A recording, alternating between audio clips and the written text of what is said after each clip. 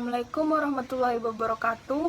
Perkenalkan, nama saya Mahadaniah. Saya di sini ingin menyampaikan hasil diskusi kami tentang pembunuhan Munir Salib Tholib kasus HAM di Indonesia. Penyebab: 8 tahun silam, tepatnya 2004, Indonesia dikejutkan oleh meninggalnya seorang aktivis HAM, Munir Salib Tholib. Kematian menimbulkan kegaduhan politik yang menyeret Badan Intelijen Negara atau BNI dan Institut Militer Negeri ini.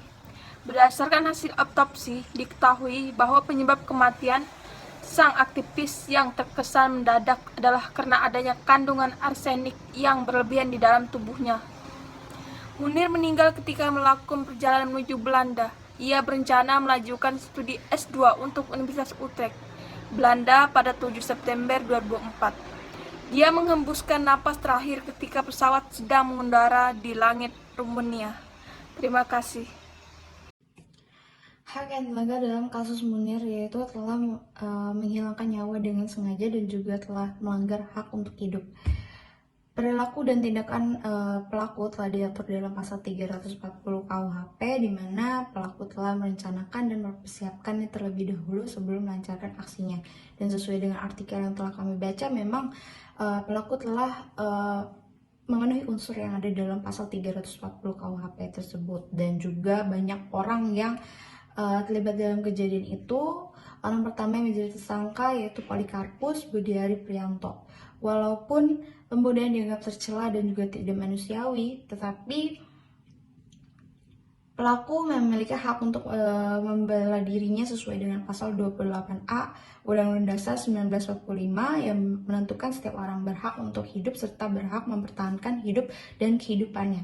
Serta dalam proses penyidikan, tersangka tidak boleh mendapatkan diskriminasi yang diatur dalam pasal 28I ayat 2 yang berisi setiap orang berhak bebas dari perlakuan yang bersifat diskriminatif atas dasar apapun dan berhak mendapatkan perlindungan terhadap perlakuan yang bersifat diskriminatif itu.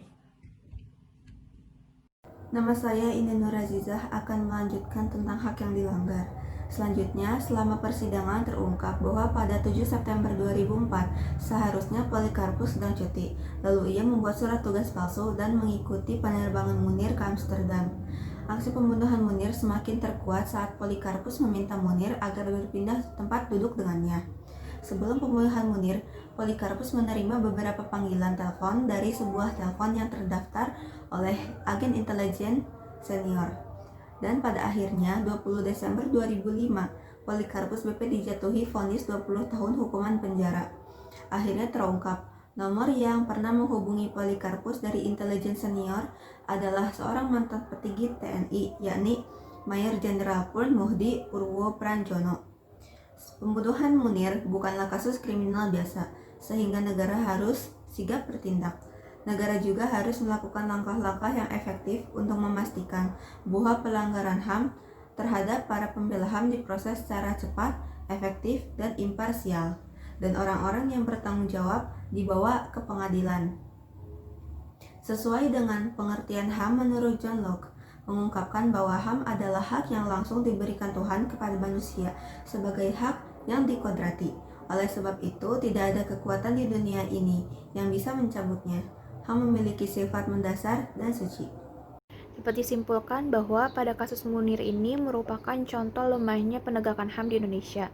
Selain itu, pada kasus ini merupakan hasil dari sisa-sisa pemerintahan Orde Baru yang bersifat otoriter. Seharusnya kita dapat mempelajari dari kasus ini agar meninggalkan cara-cara yang bersifat otoriter. Karena sesungguhnya setiap manusia atau warga negara berhak mendapatkan hak untuk hidup, hak memperoleh keamanan, dan hak untuk memperoleh keadilan. Sedangkan pada saat ini, Indonesia menerapkan sistem demokrasi yang seharusnya menjunjung tinggi hak asasi manusia di seluruh masyarakat Indonesia.